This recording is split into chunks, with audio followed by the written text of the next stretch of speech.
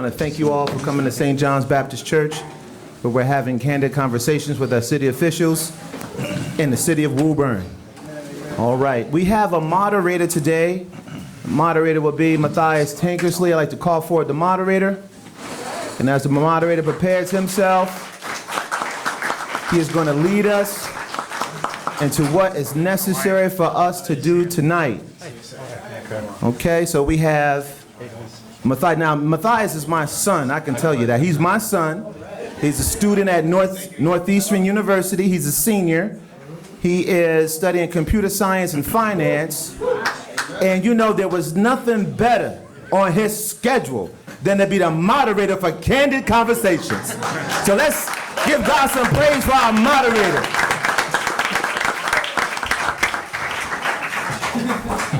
Good evening, everybody. First off, I want to start by welcoming you. Thank you for not finding it robbery to be here tonight. I'm speaking on behalf of St. John's Baptist Church, where our pastor is Reverend Ryan Tankersley, and our First Lady is Mrs. Julie Tankersley. And on behalf of the diaconate, the trustee board, and all who make things happen here, including Jesus Christ, we welcome you for our event here tonight. I guess an introduction has already been given, but my name is Matthias Tankersley. I'm in my 5th year at Northeastern University, and I will be moderating the conversation today. For those of you who are here, I've heard the title of our program. It is Candid Conversations, and so we seek to do exactly that. We're very fortunate and happy to have city leadership here today, willing to participate and partake in conversation with the community. And so we're very happy that you're all here, and we're excited to get things going. So before we get the ball rolling, I do want to offer the opportunity for our panelists to introduce themselves briefly, and we can start at my left and work on the way down. Good evening, everyone. I'm State Representative Rich Haggerty. I represent about 3/4 of the city of Woburn, about 3/4 of the town of Reading, and it's the 30th Middlesex District. And for a long time, I served at the local level. In 2018, I was elected as State Representative, and it's great to be here and have a bit of time to talk with folks, spend some time listening, spend some time learning, and have some fun. So thank you. Good evening, everyone. Jeff Dillon, Ward 3 City Council. It's a pleasure to be up here and glad to help out and look forward to answering any questions that you may have. And the best part of this is I didn't know I was going to be up here, so I didn't have time to be doing this.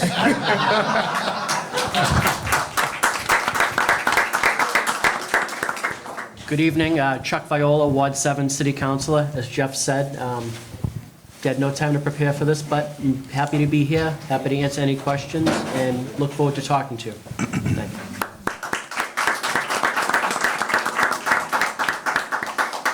you. Matt Crowley. I'm the superintendent of Woburn Public Schools, and this is my 6th year in this position. Prior to this position, I was the assistant superintendent here in Woburn for a few years, and I spent nearly 20 years serving as a teacher and education leader in the city of Brockton. And so I'm pleased to be here tonight.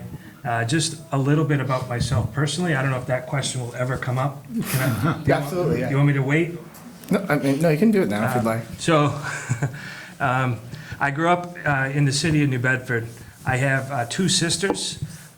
Myself, I'm the oldest. I'm adopted. My middle sister is also adopted, and my youngest sister is biological. And the reason I'm telling you that is my middle sister, Jana, is black. And so I've grown up in a biracial family talking about race my whole life. And so thank you for doing this. It's important. And my dad's a retired clergy, so I used to come to, so I'm in church talking about race. We're good. Thank you.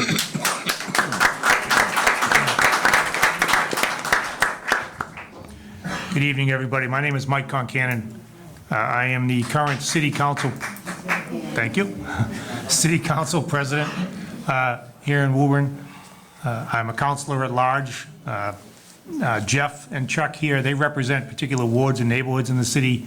At large, I represent the entire city. There are 2 councilors at large. I've been on the council for 10 years, the last 2 years as president, honored by my colleagues when they elected me president. My lovely wife is here in the audience, so I think I'd like to introduce her, Anne Marie back there.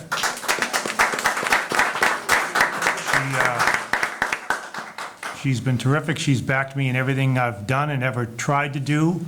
And I guess I would say, as I wrap up my time on the council, because I am not going to serve on the city council after January, I've enjoyed it very much. I think I've learned a lot about the city of Woburn and its people, and I continue to learn.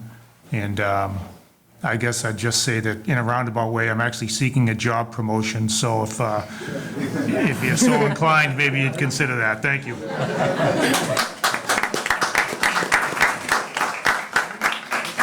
Thank you all for those introductions. So it is about that time where we are going to get started, but right before then, I want to lay down a couple ground rules. I'm sure a lot of you have come with questions, and we're eager to have those questions answered. But I believe we will have a microphone that will be coming to you should you have a question. So if you have a question you'd like to ask, please just raise your hand, and we will make sure to find a microphone to you so that we can all hear your question. With that said, the floor is now open. Does anybody have a first question?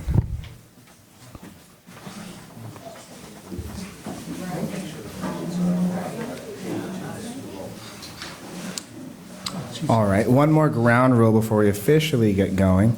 Okay.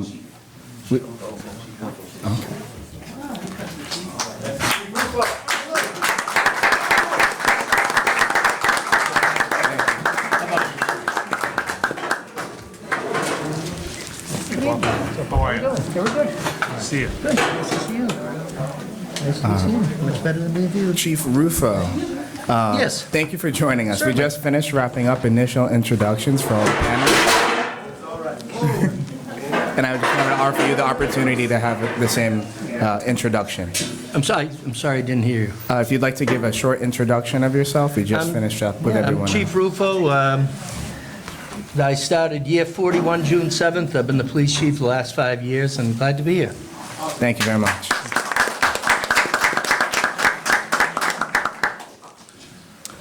All right, our last ground rule is that we'd like to keep all questions to the current chairman. So I understand we're in election season currently, and so asking questions for future folks that will be in the seats, we prefer to keep everything current if possible.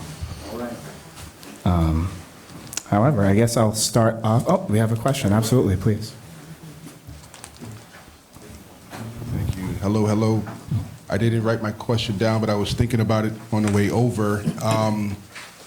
So last year in June, myself and about 4 young people went to the school committee meeting, and I spoke candidly about my experience with racism within the school and discrimination. So the question that I'm asking is, for those that are aware, what have you done in reference to the racism that's in the schools? Because if you ask any of these young people here, they will call the Kennedy Middle School the racist school.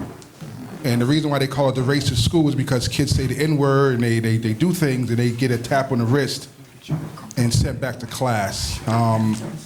And I'll ask this question, I know it's probably out of order, but of you young people that are here, how many of you have experienced racism of some sort, either firsthand or secondhand, watched somebody else in the last year? To me, that's all of them. So I'm asking the leaders of this city, what have you done? Because I can boldly say, you almost can't say you didn't know, especially when that was public forum last year, so it was recorded.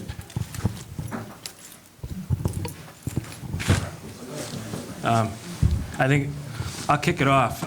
I do want to introduce high school principal, Mr. Dan Rassinen is here tonight. Assistant Principal Steve Martin is also here tonight. Miss Amy Cardoso, who's an English teacher at Woburn Memorial High School, is here tonight.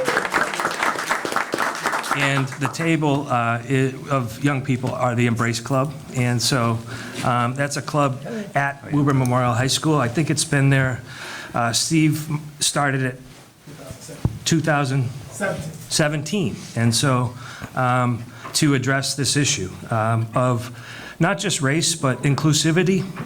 It started, if I'm not mistaken, I'm going to ask Steve, if I missed something, please jump in.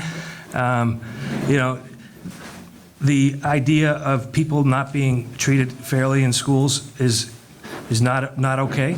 All students need to feel safe when they come to school, and they need to feel that they belong. Using the N-word is not acceptable. We address it administratively. I can't speak to the Kennedy Middle School exactly. I can ask the high school folks to speak to about the high school.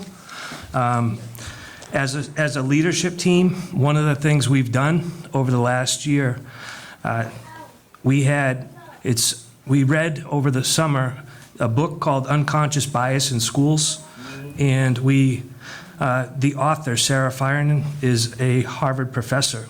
And so I reached out to her and had her all of last year do training with the leadership team here in the Woburn Public Schools. And we did that. It was on Tuesday afternoons from 3 to 5:30. And so all of the leaders at the school and district level participated in this training. A lot of what we think is people need to first reflect on their own action before they can have a positive reaction. And so that was a lot of the conversation that we had relative to the SEED training. So I can go on, but let me turn it over to Steve or Dan to talk a little bit about the high school initiatives.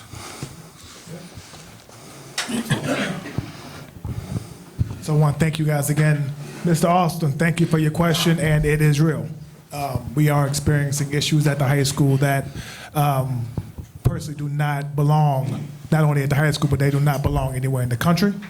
But we can only deal with what currently what at our building base first. So right now, in regards to initiatives, and I know I will have Principal Ranson speak to the implicit bias training, but I was recently promoted to DEI liaison for the building, and I take that job very seriously. I'm going to take it very seriously. I'm going to make sure it's done right. And the first thing I'm going to do is I want to collect data. I want to get feedback from all stakeholders, students, teachers, parents, and I want to get to the bottom of exactly where this is coming from. I think a lot of it comes from not exactly knowing or education. I don't think a lot of our staff and a lot of our parents exactly know how to deal with the influx of students that are coming into Woburn that are not white, and that poses maybe some fears or some anxiety in regards to how to go about treating these students, when technically you should just treat them like any other student, regardless of their color or their socioeconomic background or their gender. But I think that right now we have an issue with not understanding how to address the influx of beautiful people that are coming into Woburn. So the first thing I want to do is I need to collect data. I'm starting with that next week. The second thing I'm going to do is I want to make sure I'm putting together a panel of students so they can tell their stories firsthand to staff and to parents in a forum in which they can tell their story and be themselves, their authentic selves, so people understand exactly where they're coming from and what they're dealing with. That's the second thing. The third thing is that going forward, we are going to try to push this into the curriculum to make sure that we are not only addressing this on the surface level, but also in the class. So those are just some of the ideas that I have right now that I'm working to make sure that they come to fruition. So I hope that answers your question. But I do take this role very seriously, and I'm already starting the groundwork literally as we speak. Starting today, actually. Yes, This afternoon. Can we hear from the principal and umpires? Thank you, Steve. So I think from my position, the most important thing I can do is, for me, it's use my position of power and honestly use my white privilege to dismantle as many systems of oppression as I find. And as I'm coming into Woburn and coming into Woburn High School, listening to students, listening to faculty, it's a changing demographic, it's a changing city. And there's a lot of what seems like fear of unfamiliar faces, fear of the unknown. And to address that fear, this is why we're doing, as a faculty, as a whole building, that implicit bias training we're doing. It's a full year, and we started a couple weeks ago. I would say some resistance, because it's uncomfortable. I think we're here talking about race because it needs to be talked about, but it's not a comfortable thing to talk about. But just, I think part of bringing it out into the open is bursting that bubble and breaking the dam and saying it's okay to talk about because this is an issue. And kids are hurting and families are hurting because of systems that are being perpetuated unknowingly by a lot of the adults that work with these kids. And the first step, in my mind, is illuminating those systems and creating a foundation of knowledge so that we can start to undo that as a faculty, as a staff, as a community. So that's where the implicit bias comes from, the training anyway. And so trying to empower voices of the students, of the families, of the stakeholders and the faculty that are leading this change is where I'm coming from. I can't come in as the new guy and just say, everyone's this, everyone's that, we're all gonna do this, you're all gonna change your mindsets, do it now or you're all in serious trouble. That's not how this works. This school community's gone through a lot. So it's a community effort, and growth is uncomfortable, and leaning into that is where we're at. And it's early, and you know, we're starting to feel some of those bumps as a school community. And like Steve said, giving kids a chance to raise their voice and feel safe and protected in doing so is one of the things that I can use my position to do. And then it'll get people to be able to be reflective and look in the mirror and say, how can I adjust my practice, my mindset, to be more inclusive, to be more culturally responsive, and do better for all kids? And that's the direction that we're heading in.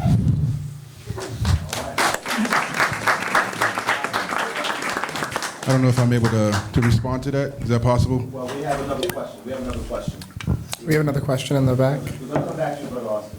We have another question in the back. Yes, and thank to the principal and to Steve for those comments. I think right on point.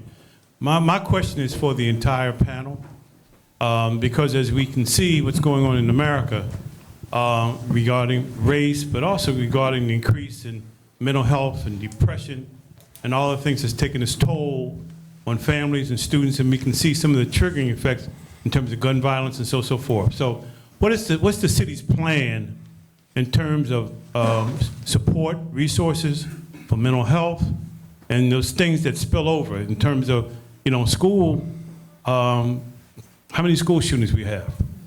Too many. So we want safety, but just in terms of the position of the city leaders relative to how we are caring for the mental health needs of the population in the city of Woburn.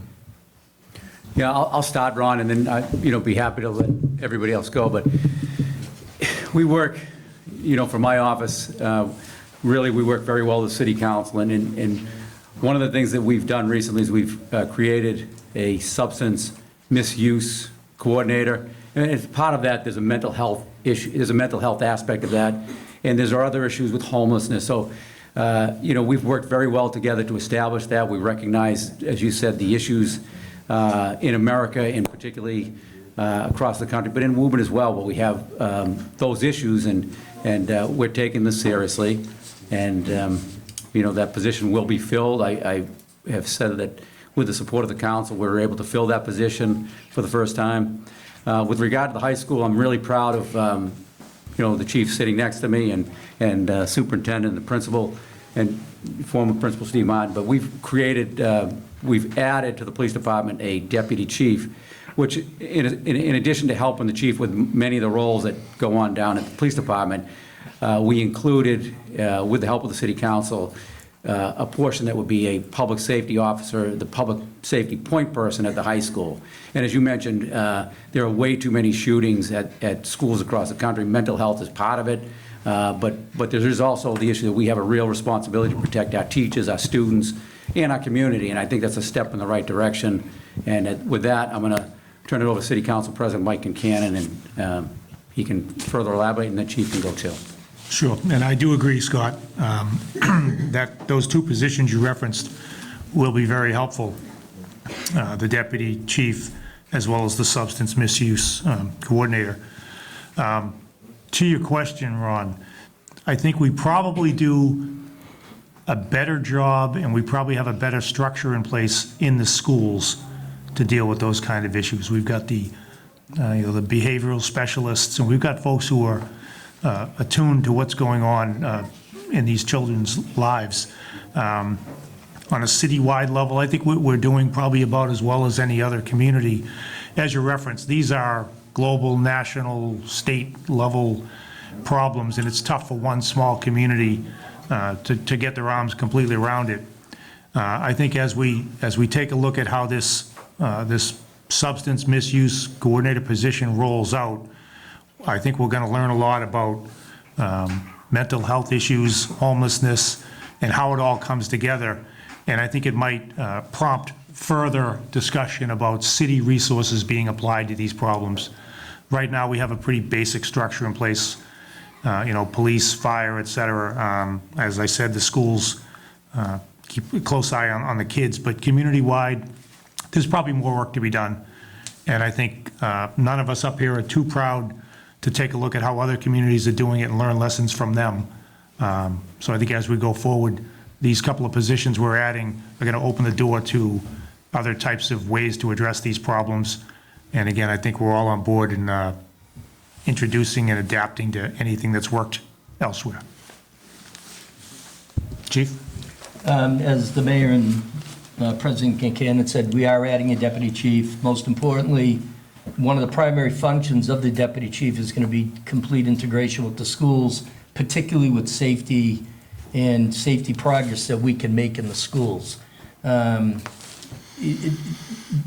significant portion of his job will be to deal with the schools, and we're looking forward to that. We've tried over the last couple of years through surveys to increase the level of security in the schools, because obviously we're concerned not only about the students but the teachers, and whether it's police and fire as well.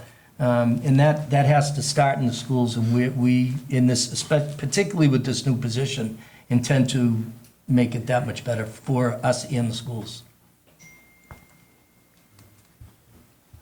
Absolutely. Sure. If I can jump back to James's question, I think as far as racism and prejudice, I think the people at this table, we all set the example that we don't want it in Woburn. We want to be inclusive. One of the things that Mayor Galvin has done over the years is have the flag raising for the different nationalities, different groups. And I think it's important that we as a group all attend that, so it shows a unity that's important and it brings people together. It shows that even though I may be an old white guy, I can understand and I can relate, and I want to empower everybody that lives here in Woburn. I think that's really important. I read 3 to 4 newspapers a day. One of the saddest things I ever read was prejudice and racism will be eliminated when my generation is gone. Sad, because that's not what I want my generation to be known as. We are inclusive. Do we have more work to do? Absolutely. But I'll tell you, everyone up here has the best intentions, and we'll continue to do that. Thank you very, very much. Nice job, Jeff. Thank you. Good evening, Deacon Tony Constant from St. John's. My question builds upon Deacon Walker's question.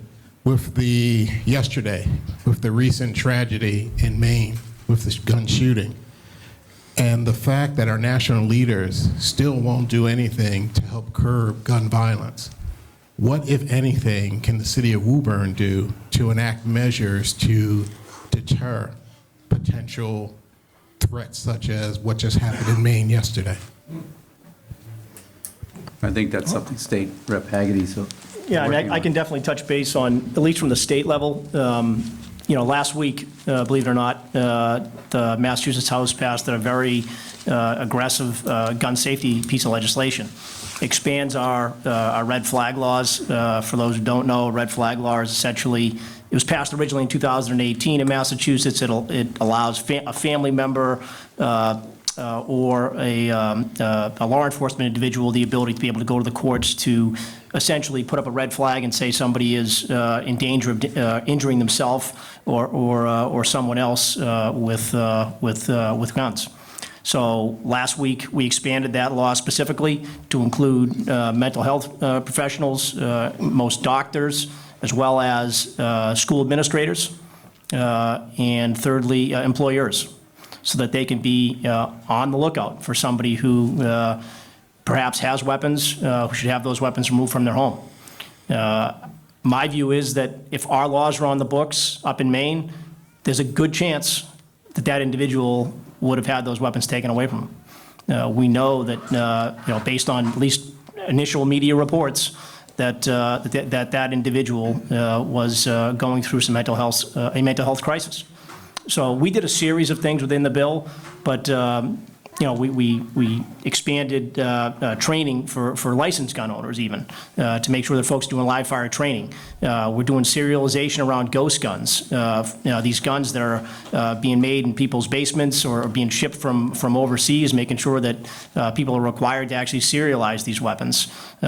It's a really broad-based bill, including data reporting and things like that, so we can understand kind of where these what's going on, right? Who has these weapons? Why do they end up in the wrong hands? How do we better assist law enforcement so that they have more tools to be able to go after bad actors? All those types of things. But the mental health piece of it is a giant part of it. I think that was mentioned earlier.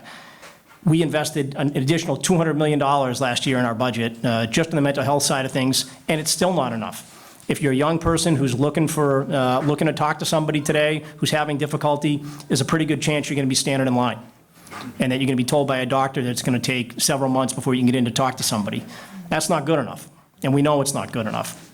So more broadly in the mental health piece, I think we have a lot more work to do. But on the gun piece, we're working on it. We have the strictest gun law in America. I think we got to respect people's Second Amendment rights. But we also have a responsibility to respect people's First Amendment rights around life, liberty, and the pursuit of happiness. So thank you.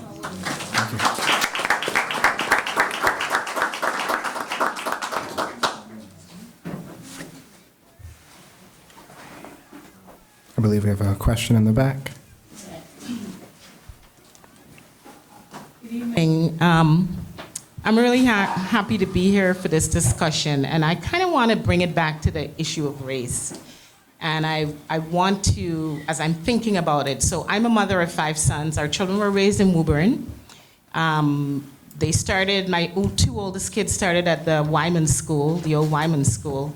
And I literally took my children my older boys out of Wyman School because, believe it or not, at the elementary level, they were dealing with racism. So this is a problem that we've had. And so, that said, we've been living in Woburn for 32 years. It's been a good place to raise our family.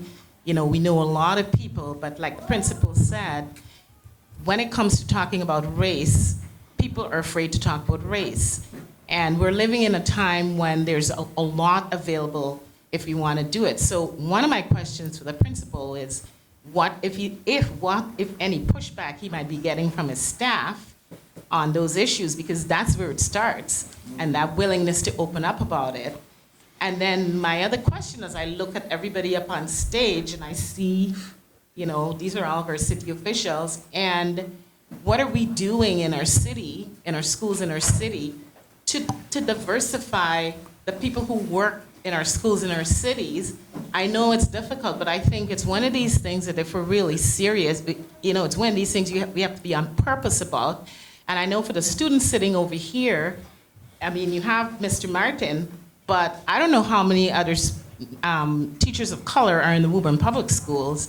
And I know for a fact that representation matters, because I can tell you, as the director of the Woburn Public Library, I have a lot of students who come to the library, students of color, who will come to me with issues because of the skin I'm in, and they know that this is somebody who can relate to them. So it's something that I think if we're serious as a city and as a school department, my challenge is what are we really doing to change this picture? And we've got to do better, because until we get to that, we're not going to really begin to deal with some of these issues. These students probably don't have anybody that they trust that they could go to when issues happen, I'm guessing, when things happen to them in school. So a challenge, and thanks for listening. Thank you. Can I answer that question on our part from the city? I don't know if you want to, but diversity is something we definitely need to work on. We have a very diverse and, well, as Jeff said, a very welcoming community, and we really do embrace the diversity. And one of the most the appointments that I'm most proud of is Hermaine, who was just speaking. And Hermaine is the director of the library. It's one of the most visited buildings in the city. So, I think the city council will agree with me that you've been a phenomenal appointment, and we need to do more, but we're taking steps in the right direction, and Hermaine's a perfect example. So thanks for what you do, Hermaine, in the community, particularly running the library, but raising the awareness on all levels. So thank you.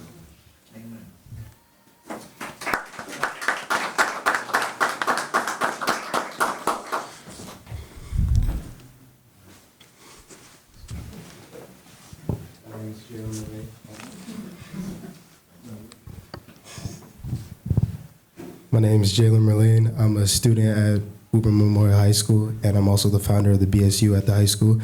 And to follow up with that woman's question, my question for you, Dr. Crowley, is are there any plans or ideas on hiring a more diverse staff at the high school, or just in Woburn Public Schools in general? Sure. Jalen, do you want a job? I'm kidding and I'm not, right? So I think there has to be a couple different ways that we approach it. And to Hermaine's question earlier, it's kind of the same question. On the typical way we hire, we post things in different places, and we do that like every other district does that. School Spring, Indeed, those like technical things. One of the things that I'm proud of is Woburn, the public schools, we've joined the Mass Partnership for Diversity in Education. It's a human resource organization that recruits active minority candidates. When I became superintendent, we joined. And so we've been trying to actively recruit minority candidates to Woburn for years. And I go back, it was before COVID even, because we spent, and I'm looking, because one of the advocates for this is Steve, Mr. Martin. Steve, he and I speak about this frequently, and we spent a Saturday at Cambridge Ridge Latin. This was again before COVID. They had a job fair, so instead of waiting for people to come to us, we're going to people. The last couple of years it's been virtual, but we're still attending. And I can say that we have diversified the staff, but not enough. And Ron Walker's here somewhere. So this is a conversation that Ron Walker and I have had for years as well. And if you don't mind, I'm going to share. He told me not to feel too bad because the percent of minority teachers in the country is low. But I don't use that as an excuse, but it's just a reality that we don't have enough people that look like you in the teacher pipeline. And so part of it is then to tell you, and I said it last night at National Honor Society, I recognize some of your faces. We want to hire you. We need people to come back and educate in Woburn.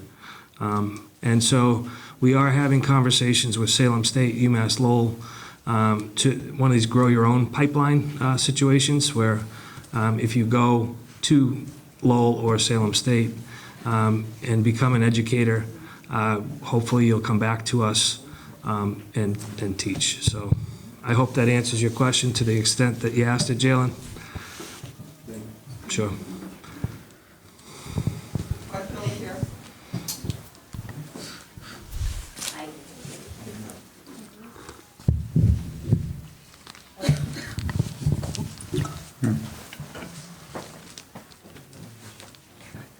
Hi. There we go. My question actually goes back to mental health. I'm curious what type of training our classroom teachers are going through in regards to mental health to early identify these kids that need additional support. I know obviously our schools are staffed with social workers and other support inside, but I wasn't sure what our teachers were going through, and I'm really curious K through 5 because the mental health crisis is starting younger and younger, and we're seeing kids in first, second, third grade that need additional support. Thank you.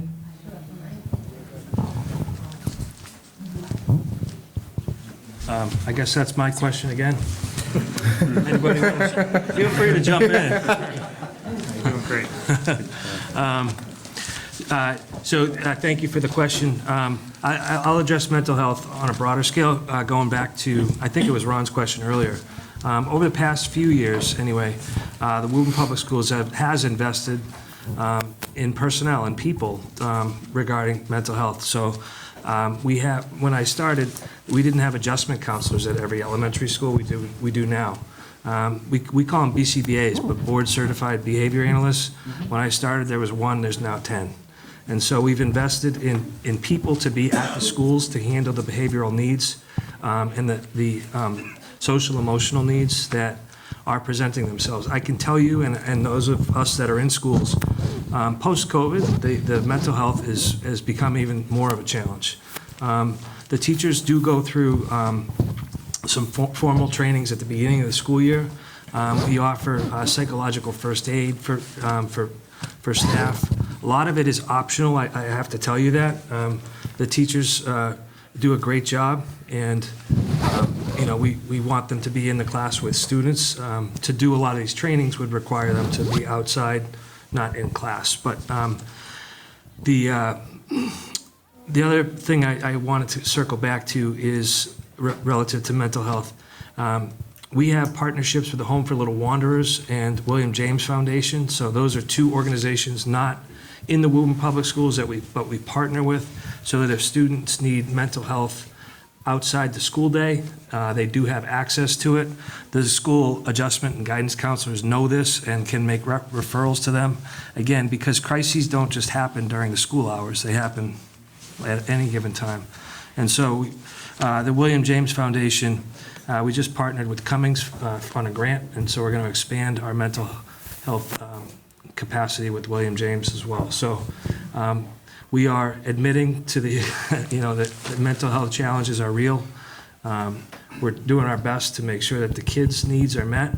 And I agree, I've never seen over the past couple of years what I've seen, particularly at age 5 and 6 with some of our younger kids. They're really struggling. I want to make some time to have another question from one of our students present with us.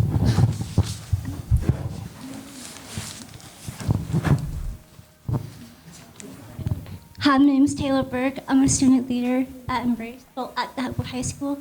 I wanted to ask Mayor Scott Galvin, could you please explain what went into the decision to fly the Israel flag in Woburn Center?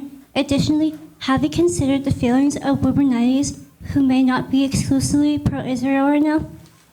Yeah, I certainly can. And, I think what transpired and why we put the flag up is the attack was unprovoked. It was a sneak attack by Israel, and I thought it was cowardly. And I think it's, from our perspective, I think we owed it to Israel as one of our best allies in the Middle East to support them. And that's what the decision was made.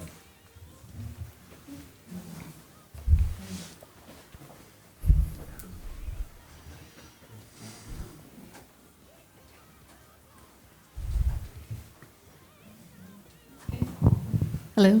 Hello. Okay, I'm going to do my best. I had a lot of thoughts that I'm going to try to summarize in a comment, and it has to do with mental health and race and schools. So it'll be back to you, Mr. Crowley. but also the mayor and, thinking about mental health and thinking about how, if you look at the data on the website about our population right now and the growing needs of our students and how a lot of our students are classified as high needs, whether that means more learning disabilities or special needs or lower income or, one-parent households or whatever the need is that they're dealing with. They're being classified as high needs, which means there's other factors that are stressing them out and creating more difficulty with learning and having more, things that are impacting their day.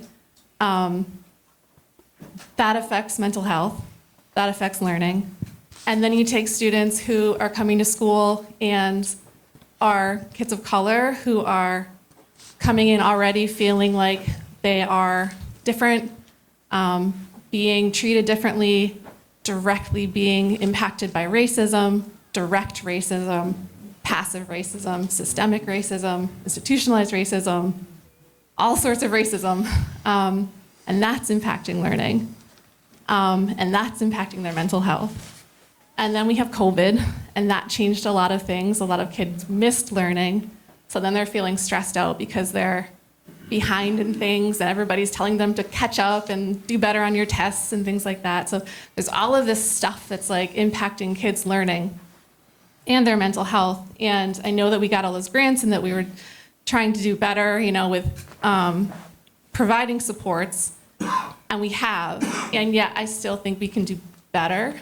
And I guess I just wanted to make that comment and make those parallels and make sure that that is relevant, that when we do have these massive shootings and things, schools really are the gatekeepers of support for many kids, where we can identify kids that are at risk and we can be that first person to help kids to get support, to talk to somebody, to talk about how they're feeling so that they don't keep that in, become more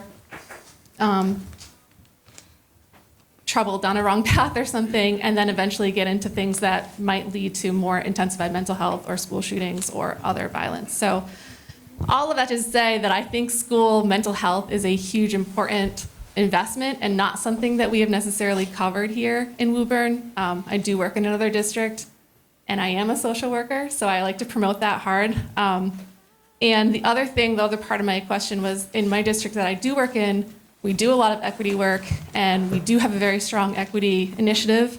And in every single school that I work in, there's an equity committee, and there's a district-wide equity team. And I wondered if you guys would support and encourage Woburn to create equity committees in each school system, in each school, that would essentially talk about racial incidents that occur and create plans for how to address it. We have incident bias reports that people can submit anonymously that then the committees can discuss and talk about, like, how are we going to help students feel safer when these things happen? Matt, can I jump in on that before you start? Please. Yeah, that's a it's a great question and a good synopsis of your concerns. And, just to talk about what my office has done in working with the school committee and the city council as far as funding the schools, there's an incredible effort by the city as a whole to fund the schools. And sometimes there's a misconception that we're cutting the budget, which we never do. We've never cut the budget since I've been a mayor or since I was in the city council. In fact, this year, the spending that we provided went up 9.8%. The budget itself went up $5 million. We provided an extra $1.8 million for special ed out of district funding and another $600,000 for capital. So we do understand the issues. And there's also other, as you had mentioned, there's other funding from the federal government that we're not even talking about in this. There's other grants. So there's an incredible investment in our schools. There's an incredible investment from everybody sitting up here towards the schools. And mental health, as you said, is a major issue. Matt touched upon it, what he's done, and the school committee supported him in his efforts. So we're working hard, and you also have to remember that, and I say this, schools aren't the only responsibility that we have as city councilors and mayors to fund.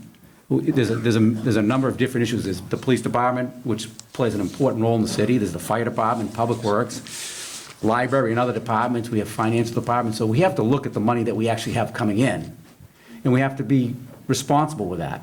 And I think, I think everybody up here will tell you that the funding for the schools has been really growing every year, and it's starting to get to the point where it's almost 50% of our overall budget. So we're doing a great job. We're doing our effort. I'm sure there can always be more, but there is a balancing act that we face up here. So that's my solution. Matt? Thank you. To circle back to a couple of your, I believe, so let me, I'm going to go in reverse order, if I can. Specific to the equity at each school you mentioned, so that's in process. And so yesterday, as a matter of fact, we have a district team composed of elementary, middle, high school, and district people, including myself and Steve and a few other people. We spent the day in Marlborough at a conference that was sponsored by the Superintendent Association and the Department of Ed. They're partnering on this for its READY, Race, Equity, Diversity, Inclusion. I signed Woburn up for this, and it's being facilitated by Harvard. And so one of the outcomes will be exactly what you just mentioned. Steve alluded to it earlier. He's been appointed or selected a DEI or READY liaison, not just for the high school, but for the district. So we'll be doing work with all of our schools. And then, so that's, I hope I'm answering that part of the question. So the other part that I wanted to allude to, I think what I heard you say, I don't know if you said it exactly this way, but there's trauma. And people are coming to school in various forms of trauma. And it's manifesting itself in different ways. And so one of the things that made the new principal, Dan Rassinen, attractive is he is a trauma expert. And so I'm going to actually let him speak a little bit about, he's gone through programming on trauma. And so I say that because the same way the mayor highlighted Hermaine, doing a great job, I want to highlight Dan, we're hiring people that I think are meeting the needs. And so I'll turn it to Dan. Sorry to put you on the spot. That's okay. Expert's a strong word.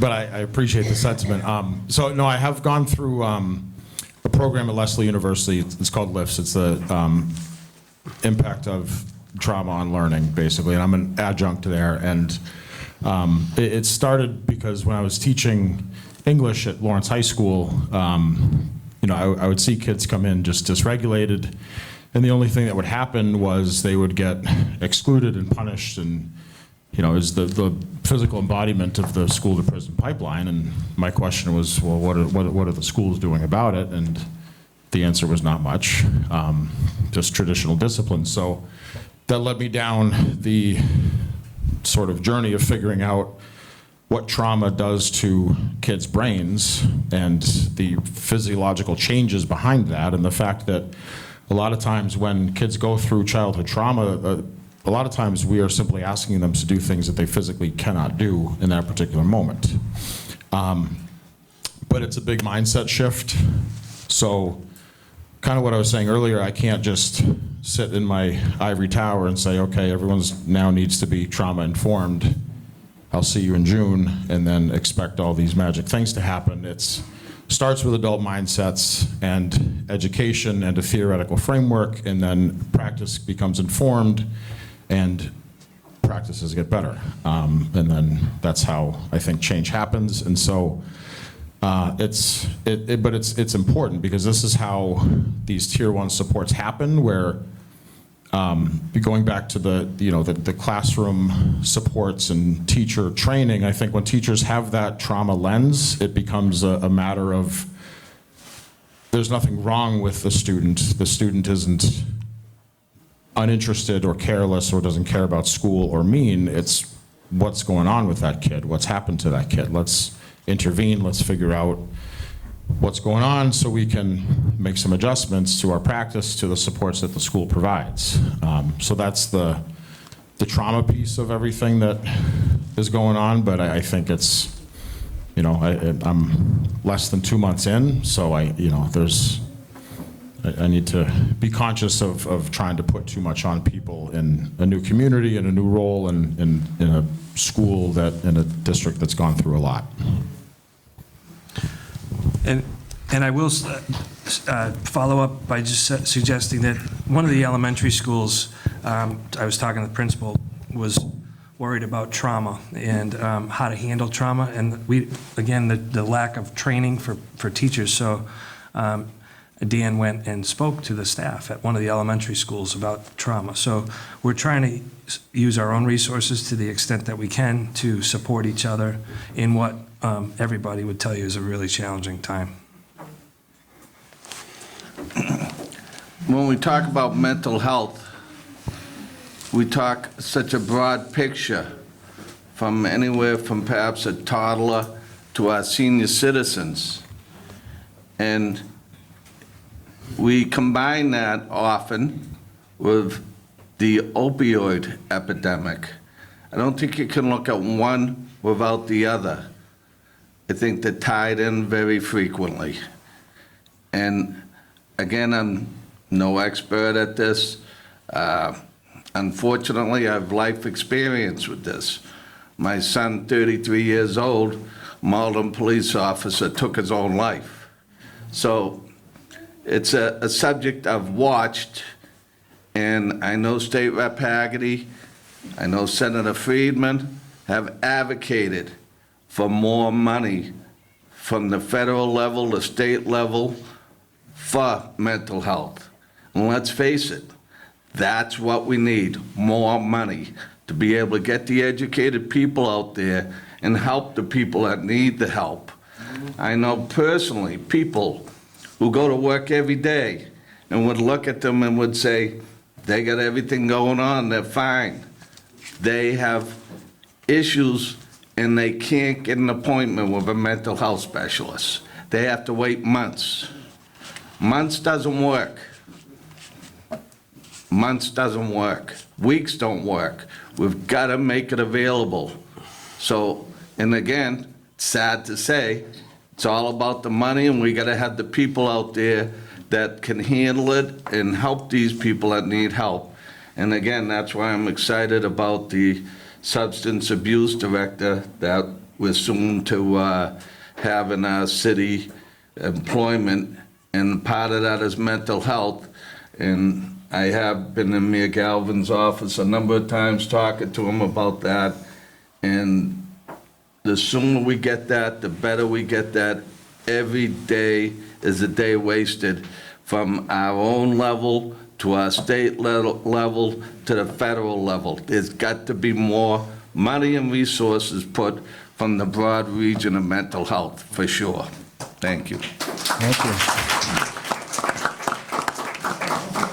As we begin to near the part of our program, we're going to begin the process of conclusion. I believe we have one more question in the back, and then students, I want to offer you one more opportunity. If you have one or two questions for folks that haven't had that opportunity, we'll be coming to you all next. So, good evening, and Superintendent, I'm coming at you directly, but I'm also indirectly coming at the Chief of Police. Trauma is also caused by bullying. And so what I'd like to know is what processes are in place in the schools to monitor cyberbullying that very often can spill over into the schools. And if that does happen, do you involve the police department? Do I? The schools and the police have always worked tremendously in the city of Woburn. More recently, there's more restrictions placed upon school personnel and what they can actually share with us. And that works sometimes to the benefit and sometimes to the negative side of things. It depends on the severity, if we do hear from somebody, or whether it actually rises to the level of a criminal complaint or would require further investigation from somebody on our side. So to answer your question, and again, I'm going to defer to the high school because you live it every day. We do not employ any cybersecurity what was it? The cyberbullying. We don't have any software or anything to detect that. We encourage students, families, anybody to come forward in a timely manner so we can investigate anything that happens. I think so my background I alluded to, I spent about 20 years in Brockton High School, and that's the advent of cell phones, and that's been Pandora's box, right? And so I feel like a lot of the things that happen really shouldn't happen. I feel like when they're brought to our attention, we deal with them. What I also feel like is a lot of these things are happening way beyond school hours.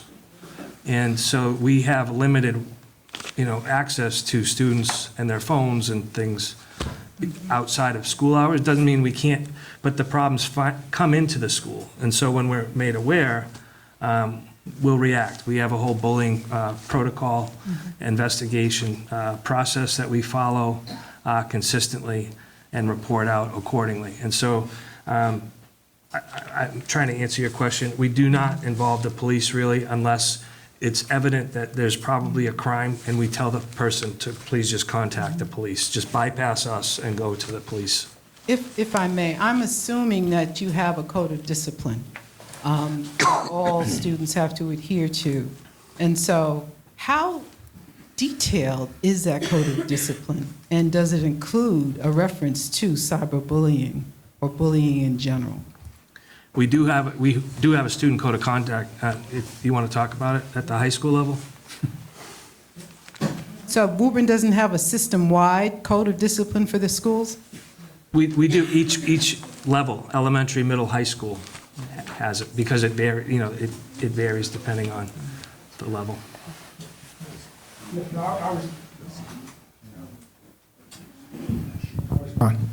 So recently, in regards to the bullying, cyberbullying issues that we've seen at the high school, a lot of them come after the fact. And by that, what I mean is, a lot of the issues that happen when students come to us and there's a report. A lot of times the report or the incident happened 2 months ago, and they never came to anyone to let anyone know what was going on. And if a parent or a student had advocated at the time, we could have dealt with it accordingly at that time, and we wouldn't be in a situation where we are now. So basically, a situation, what I tell kids all the time, when there's a report, when something's happening, either at school or through social media or through text or there's communication in general, you have to report it. So then we can do our due diligence to make sure that we investigate thoroughly. But if the report doesn't come in until a month later, at that time, there may have been damage, psychological damage that's already been done that we have to then go back and try to address, but we could have addressed it on the spot if it had been reported at the time. So that's just some advice I would just want to give the parents. We try to, a lot of the things we do now involve restoration, while we're really pushing into the restorative justice, restorative circle kind of field, in which a lot of things that we do, we try to have conversations with students, bring in maybe a counselor, bring in maybe a social worker, maybe bring in an entire family to make sure that everyone's on the same page so we can move forward together instead of punitive justice. All right, so we would rather keep students in the building and work with them to talk through the issue and educate them and move forward as opposed to keeping students out of the building, which does no one any good. Nothing is done at home. Everything is done in the building. So if we can keep students in the building through a conversation or a circle, that's the direction that we're trying to move towards under Principal Ranson's leadership. Okay, the second thing I want to note is in regards to recruitment and staff. I think what we're trying to do under Principal Ranson, is a staff within the high school that's the most dynamic, engaging, inclusive, energetic staff in the district. Because when students see teachers that are passionate about education, they want to get into it. If they don't see teachers that are passionate about what they do, why would they want to get into a field if no one motivated them to do so? So I think the goal going forward, that's why we are doing walkthroughs, and we are looking at curriculum, and we are bringing in implicit bias training, is to make sure that when students are in front of teachers, they're receiving the best education possible so that they then may want to lead in the future. But if they aren't being led right now, why would they want to get into the profession? So I think right now that is the push. I can't speak for him, but I think that right now that's what we spend a lot of weekends talking about, is how we can move the district forward, but it's through education and through motivating teachers to be the best that they can be.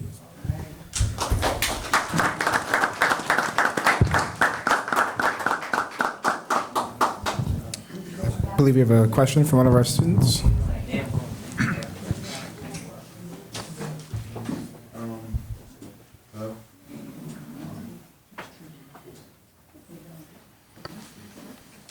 Hello? Okay. My name is Sebastian Haro. I'm from Woburn Memorial High School.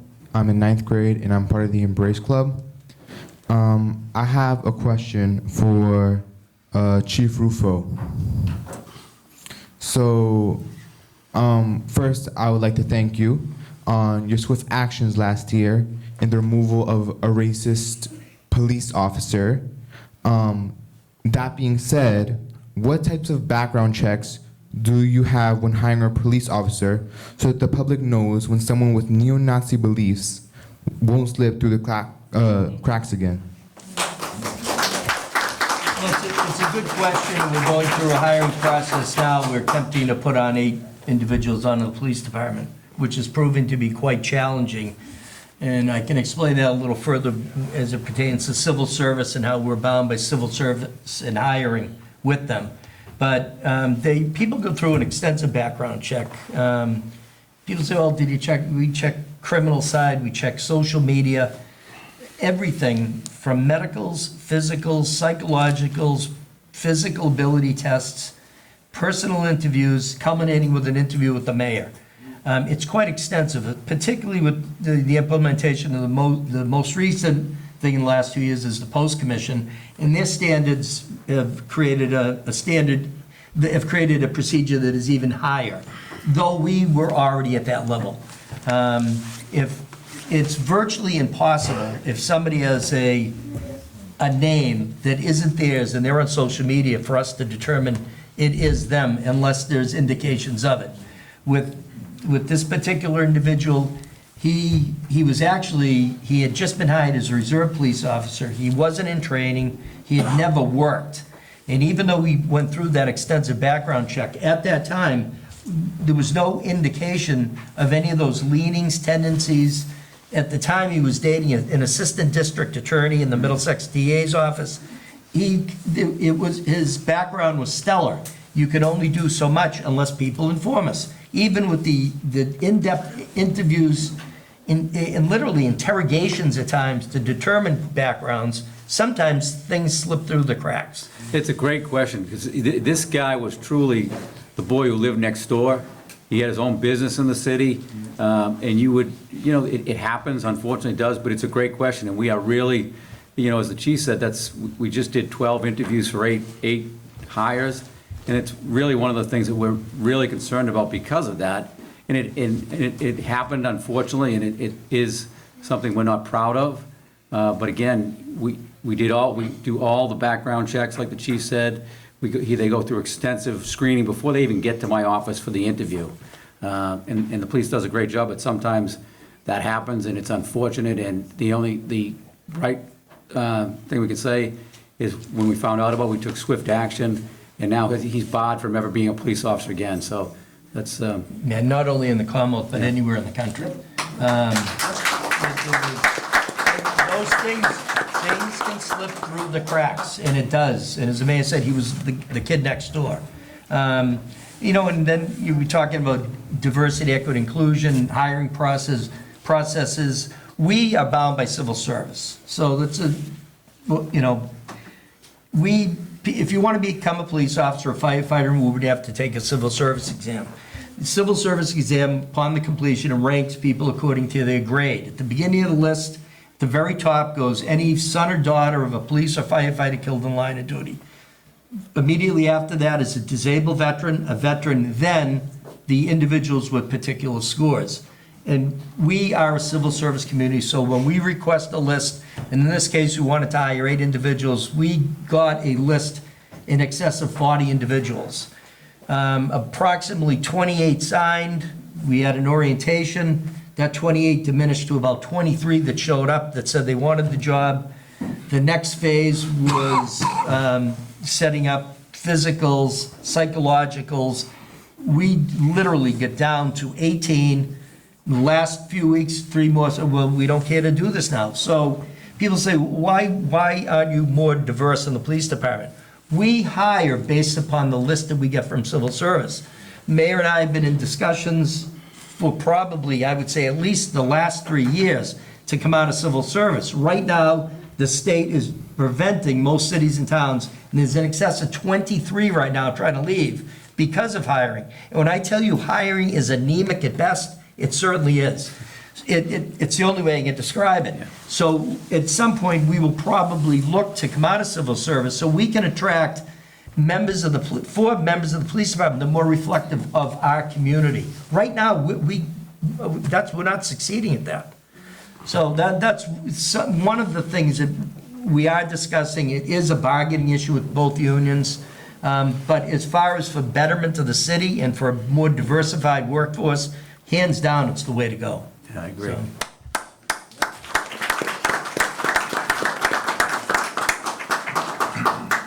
If there is one more question from the body, we have time for one more. Yeah. Hi, my name is Lacey Jones. I am a Woburn High alum. I have a question about substance abuse.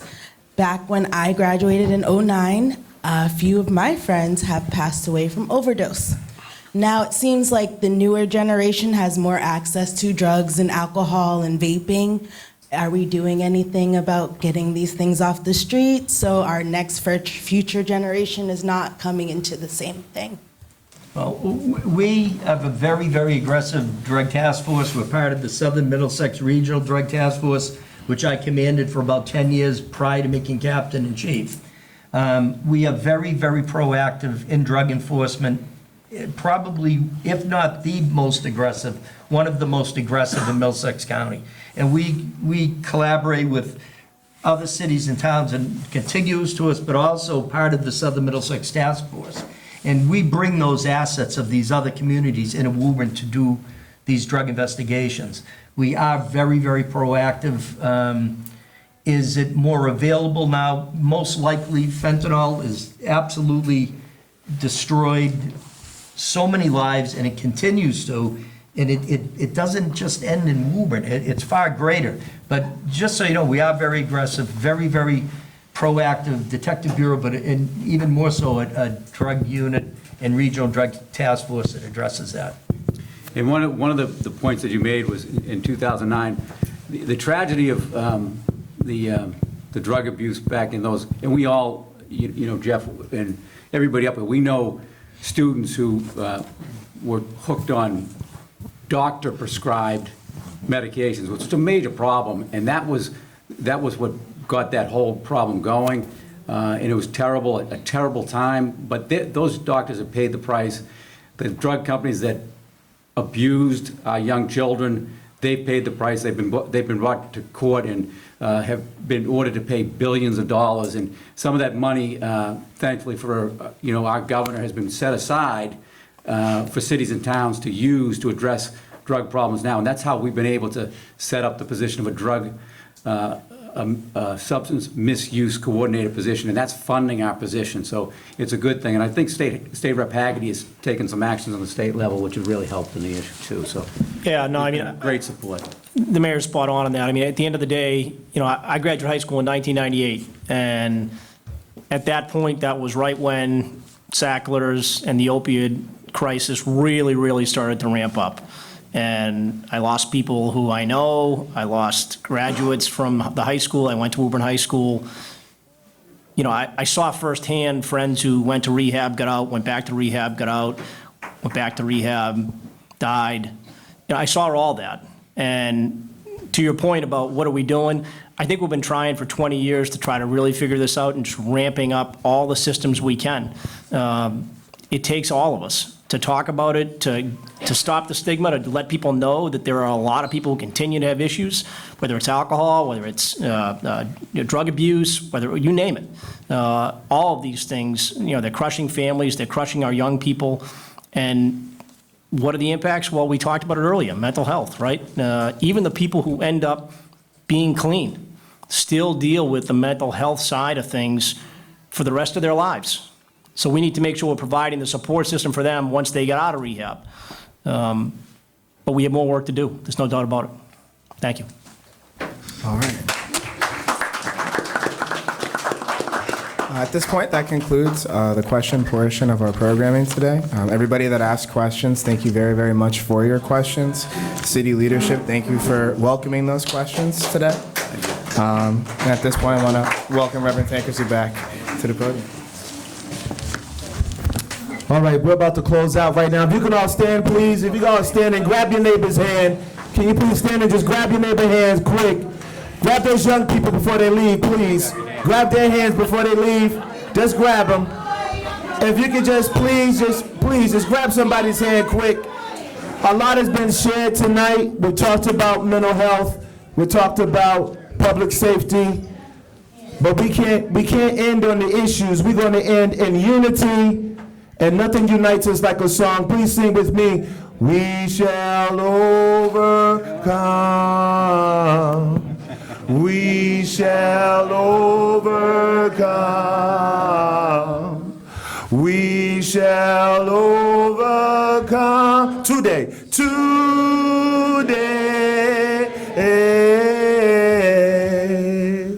Will peace in my heart.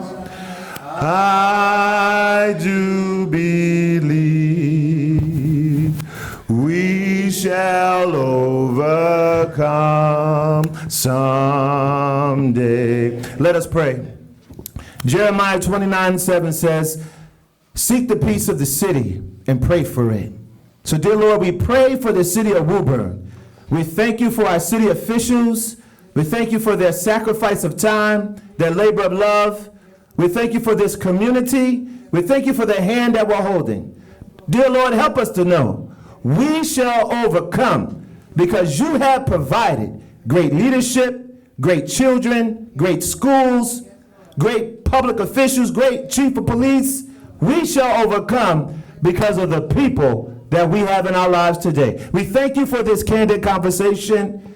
Dear Lord God, give us the boldness, the courage, give us the strength to stand together united as we can tackle these problems together in brotherly love. In the name of Jesus we pray, amen.